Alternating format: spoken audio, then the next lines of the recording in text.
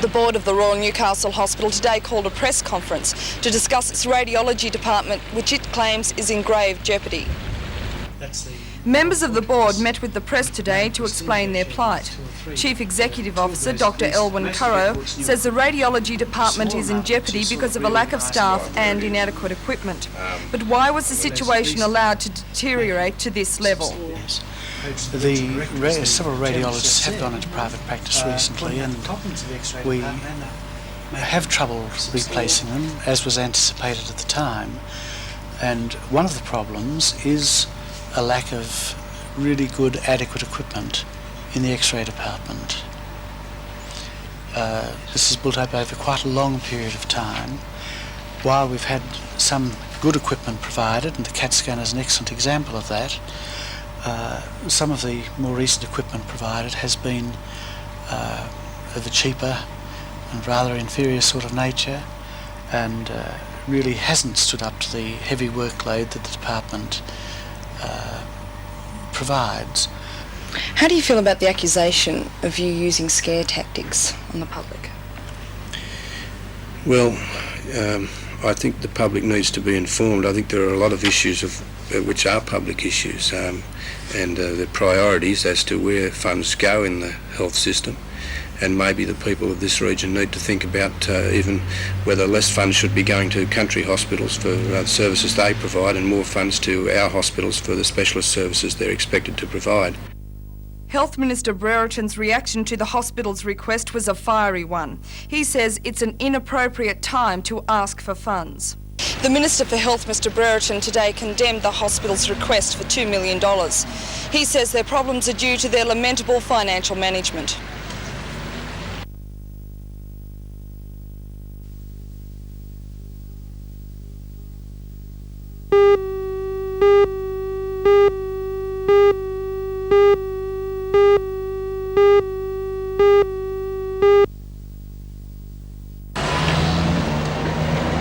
More than 2,000 East Maitland residents have been paying their accounts at this Law Street sports store for many years. However, the store closes at the end of the month along with the collection agency. The Shortland County Council has decided not to transfer the agency to other premises. So, East Maitland residents wishing to pay for their electricity at an agency will have to travel to Maitland. At this stage, it's unlikely that collection agencies at Maitland, Curry, Western, East Gresford and Aberdeen will be affected. However, there is a possibility that in an effort to cut costs even further, the Shortland County Council will consider closing them.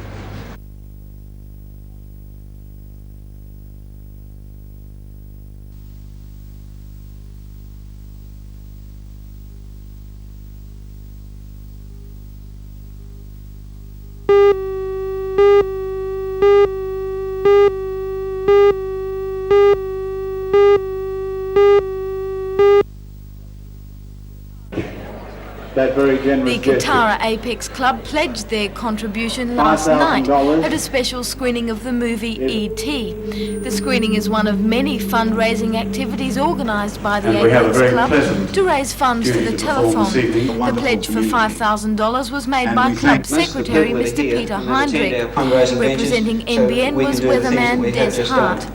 The members of Katara Apex Club pledged the expected profits from the movie premiere E.T. $2,000 to the NBN Telethon to be held in 1983.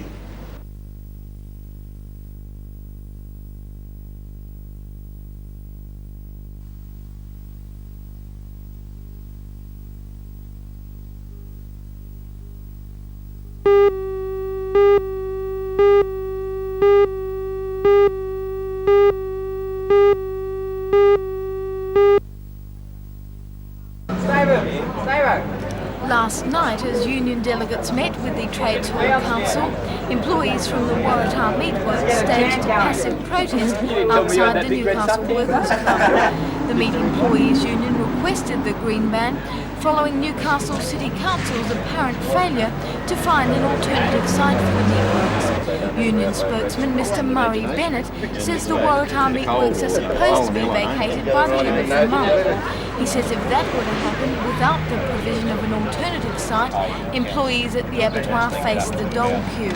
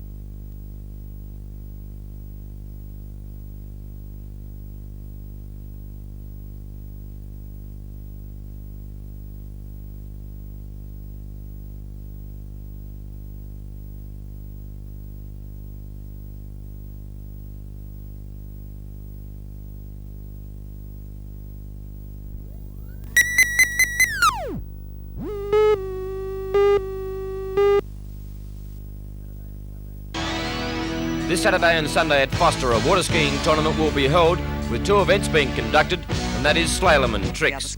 Some of the best skiers from New South Wales will be competing in these events. On the Central Coast at the Toukley Aquatic Club, some of the fastest outboard boats will clash in the New South Wales outboard titles on Sunday.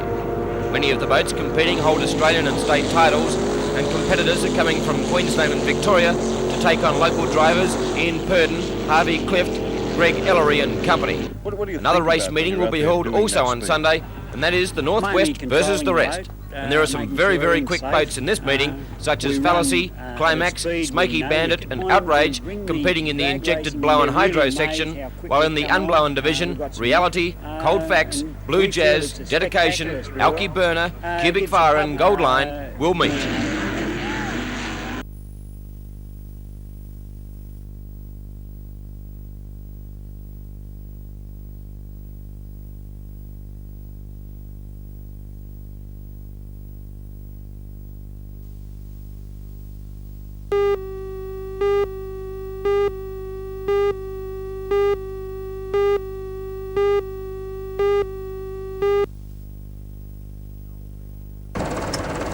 Noel Mead is a vegetable farmer near Maitland. He and his sons work a 34-hectare property growing potatoes and cabbages. But today, the cabbages were being ploughed back into the ground. It's an ironical situation. The quality is high and there are plenty of cabbages, but farmers cannot afford to take the vegetables out of the ground for transport to market. Because of a glut in the market, prices have been low, but costs are continually rising. For each cabbage to be sent to Sydney, it will cost Noel 13 cents in transport. Well, to start off with, you have to pay 4 cents each for the plant. Right. By the time you get them planted, it'd be worth at least another cent each. Then the irrigation, cleaning, cultivation, chemicals for weedicides, pesticides and all types of things brings the cost of growing a cabbage up to at least 25 cents. And what are you getting at the market, each cabbage? Well, at the present time, I think the market price is something between 25 and 30 cents. But it varies. It gets down as low as 10 sometimes. The potato crop is suffering a similar fate, with dumping of overseas products blamed for the low price. Manufacturers of other commodities can increase their prices to match their rising costs, but a farmer cannot. Following the GATT conference in Geneva, they're worried at what the dumping of overseas produce will do to the local market, and they're calling for tariff protections until prices stabilise. To add insult to injury this week, the Maitland City Council increased the rural rates by 10% after a heated debate between city and rural aldermen.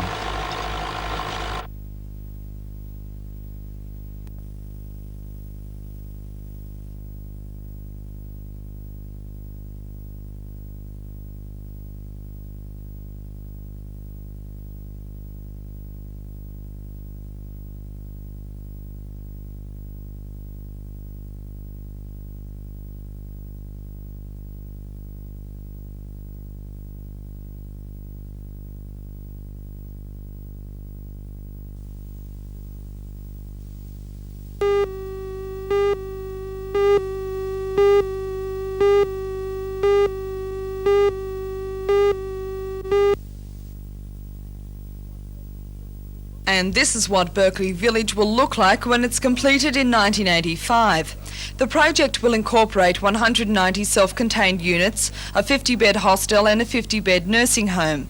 The idea is that as people get older and less able to look after themselves, there'll be adequate services on site to ensure their well-being.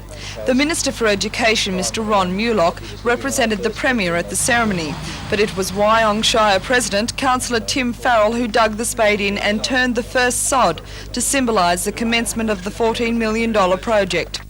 The owner developer, Mr Bill Stanner, says the village should create some 50 jobs. He says it took quite a bit of courage to invest the huge amount needed for the project, but he says he's confident about the future. We've always been an organisation that sort of punted and followed through, and that's what we're going to do. And we've always been fairly successful. So you're optimistic about the future? Very, very much so. If you're thinking of buying one of these units, it'll cost you around $65,000.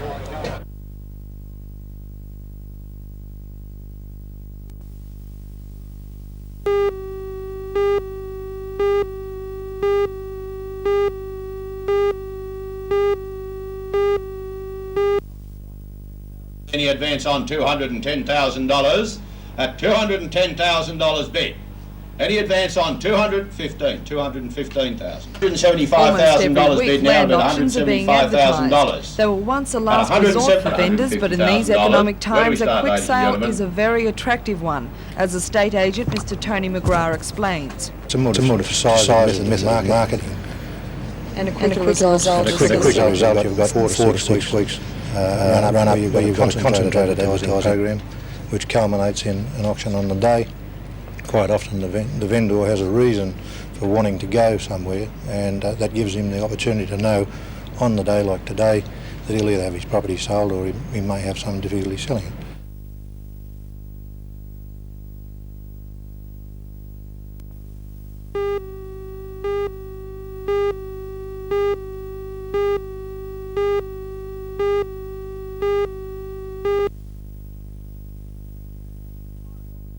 The Mayor of Lake Macquarie, Alderman Jeff Pasterfield, described the budget as a sound one. He says he is concerned about the problems of inflation and unemployment, but he added the council had no alternative but to adopt the proposed 11% increase. We've been in the dilemma on just the effect of the increase of 11% and what that would have on the people who got out of work and the like. But then, you know, with inflation being what it is, we couldn't really see how we were in any position to reduce that amount at all. Some programs have been cut in the 1983 proposals. These include the closure of the Dudley Library, an abandonment of the rubbish clean-up campaign, and a reduction in the school bookmobile service from 43 to 21. Despite this, Alderman Pasterfield says the estimated expenditure will exceed the estimated income by almost $400,000.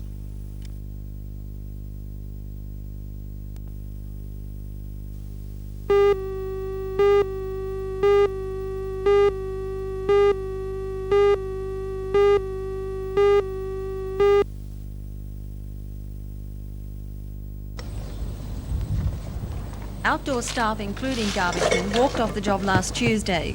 After meeting today and deciding to remain out, the council took immediate steps to resolve the issue. They have agreed to the union's request to suspend immediately a supervisor involved in a confrontation with one of the outdoor staff. For that reason, the council is hoping the striking employees will review their stand. It's been a week since household garbage was collected in Lake Macquarie. The way has been paved for the men to return to work. Their decision will be made at a meeting tomorrow morning.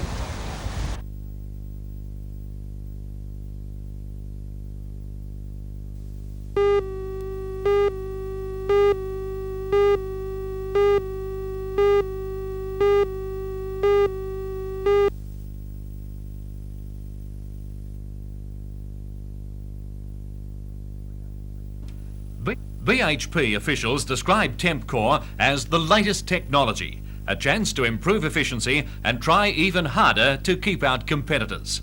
These include not only steel mills overseas, but a Melbourne company, Smorgon, which plans to begin making a similar bar from scrap steel early next year. Tempcore is described as tougher than the older cold-twisted reinforcing bar, as being more ductile or bendable, and because it's a low-carbon steel, is easily welded. BHP metallurgist John Yule described the new Tempcore manufacturing process in this way. As it leaves the last stand of the rolling mill at about 1000 degrees C, passes into effectively a water box, where it is quenched with very high pressure water sprays. The water actually quenches the surface of the bar, reducing its temperature to about 200 degrees C. The core is still at about 1000. The bar then travels onto the cooling bed, where this hot core tempers the surface of the material back to what product we call tempered martensite. This gives a very tough and very high strength bar, maintaining ductility and softness of the core material. Already a plant is operating at Port Kembla, and ours will begin the manufacture of 16 to 36mm bar in February. The two are a $6 million gamble to keep the wheels in motion, according to BHP's Barry Gallagher, the man with the job of selling Tempcore. It's cost effective, so it therefore improves our competitiveness in the marketplace, and this is of particular concern, as you would well be aware at this time, imports and other sources of supply, and we believe Tempcore is the answer to improving our competitive situation. But what will this new plant mean in the way of jobs for Newcastle? It improves our competitiveness in the market. It therefore must be a positive factor in towards helping the Newcastle situation. Well, that's not really a very encouraging comment on the employment front. Obviously, Tempcore isn't a labour-intensive process, but at least it's a sign of life in an industry many people consider is in its death throes.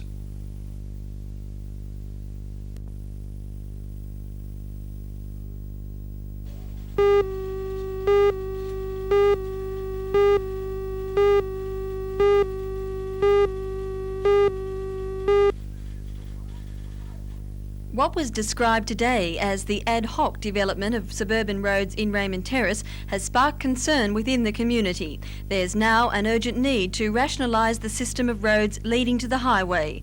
Mr Alan Walsh, member for Maitland, outlined some of the problems to the Minister for Roads, Mr Whelan. The council has been attempting to secure government funding for intersections such as this one.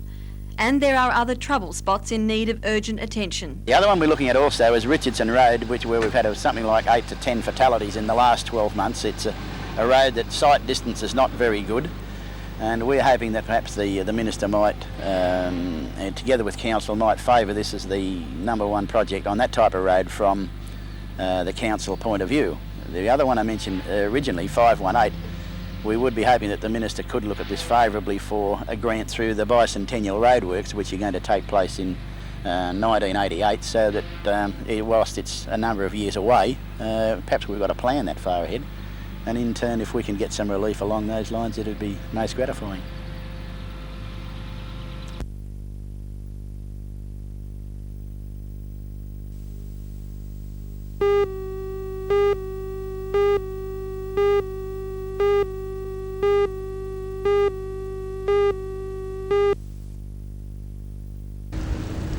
Bishop Parker came to the Diocese of Newcastle in 1953 to serve as rector for Aberdeen. During his time in the region, he worked closely with St John's Theological College at Morpeth. He became known as the Walking Bishop for his 800-kilometre journey through 63 parishes to raise money for Christchurch Cathedral. Tonight he will be honoured at a special service. And from 74 on, I suppose my particular role was educational. The education of the diocese in general terms, and of clergy in particular. Have those 8 years been very fulfilling for you? Oh, deeply so, because if one's involved with people in the whole purpose of caring and appreciating and understanding people, that's very rich, very privileged. Now, what are your plans? I'm going to live on the Central Coast and have a ministry to clergy in the Central Coast area and west to St Albans, and do some things in those parishes as a bishop, and care for about 30 retired clergy down in that area. So you're not really retiring? Oh, To a degree, yes, and happily so.